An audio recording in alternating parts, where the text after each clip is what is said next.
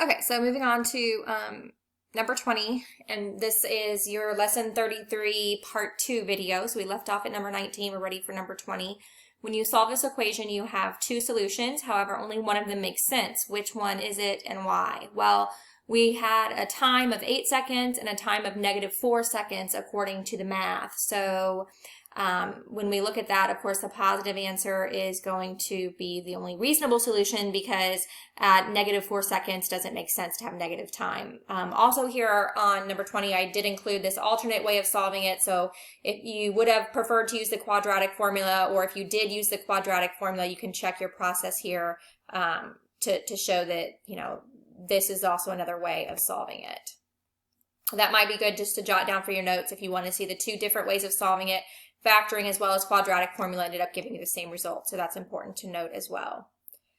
Number 21, write your solution as an ordered pair. What does each coordinate represent? So this is an x-intercept, so the 8 is x, the y is height. 0 height means it's on the ground at 8 seconds, and that's what it represents. At 8 seconds, the height is 0, meaning it's on the ground. So it says, go back to your graph, draw a horizontal line to indicate a height of 544 feet above the earth.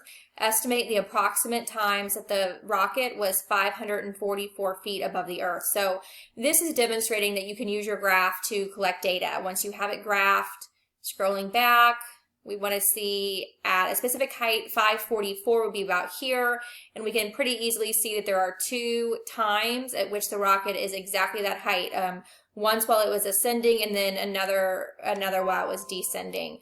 So looking at the graph, we see those times here and here, and then we're kind of taking an educated guess on what those times are. And I estimated them to be at approximately 1/2 second and 3.5 seconds.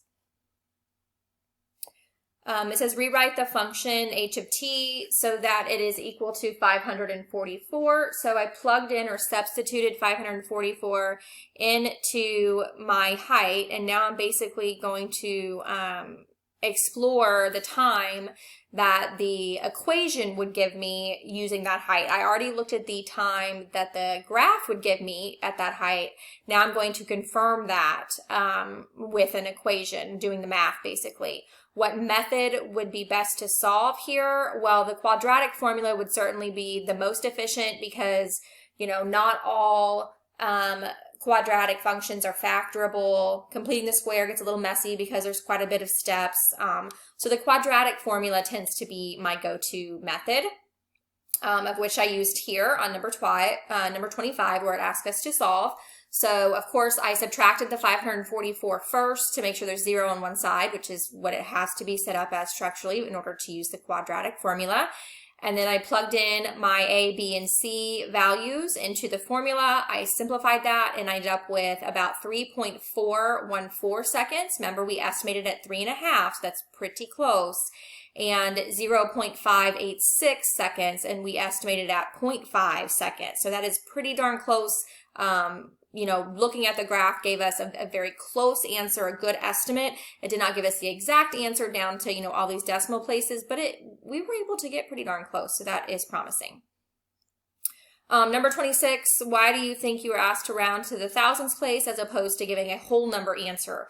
Well, in this case, rounding to the nearest whole number really wouldn't be appropriate. You know, 3 seconds or 1 second isn't exactly detailed enough that it would have painted a clear picture of what was happening with this rocket, so to speak.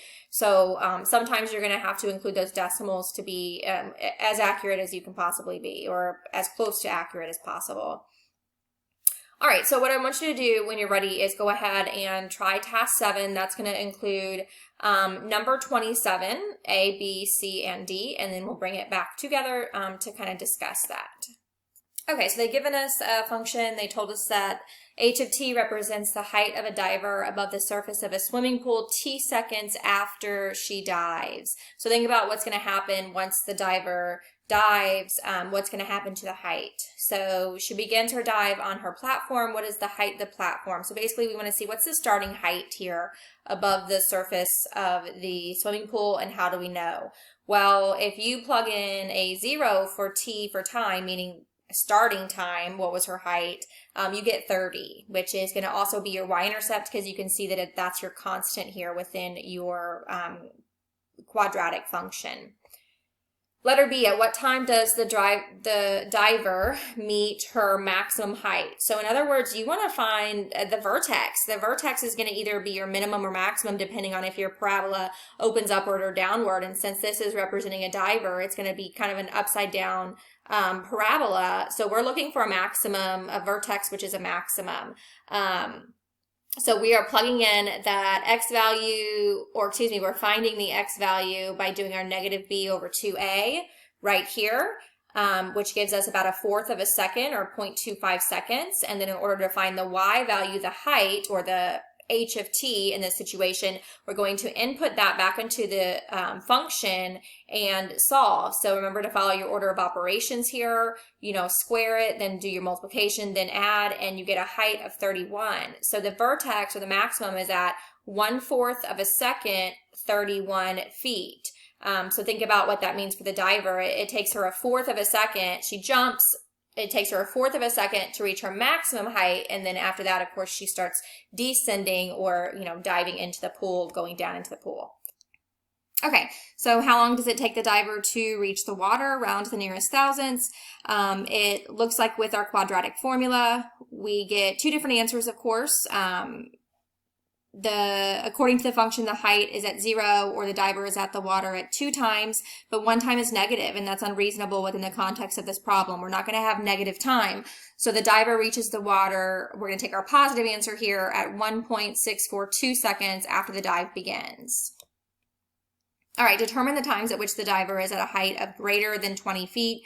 Explain how you arrived at your solution. Well, we know that this is going to be an upside down parabola, so to speak. So if you kind of visualize what this is looking like, it starts up here at 30. We'll let this be 30 just for argument's sake. Goes up and then comes back down. That might not turn out too good. Let's see how that shows up. Okay, it's not going to show up at all. Well, there we go. Let me fix that. That's not what I meant to do. I'm just trying to do this upside down parabola. Now, of course, because we don't want negative, that's not going to come into play. But, we have our maximum here, goes up and comes back down, reaches the water. Eventually, the x-axis here is representing the water, because that's my, 0 height. So if we want to know determine at which times the diver is at a height of greater than 20 feet, explain how you arrive. Well, we're going to plug in the 20, and we're going to solve using the quadratic formula. So when you plug in your 20, of course, you have to get 0 on one side. So you're going to subtract your 20 from both sides and end up using your quadratic formula with this formula right here with this equation. So you're going to identify your A, B, and C. You plugged in stuff, and you get 2 answers. You get this negative 0.579, because of course it's 30 here, so your 20 would be somewhere over here in the negatives as it goes up according to the pattern. And then also, 20 might be somewhere right here, so to speak, kind of like when we drew that horizontal line on our first problem. So then, of course, it would come back over here. So we could say this would be about 1.079 seconds.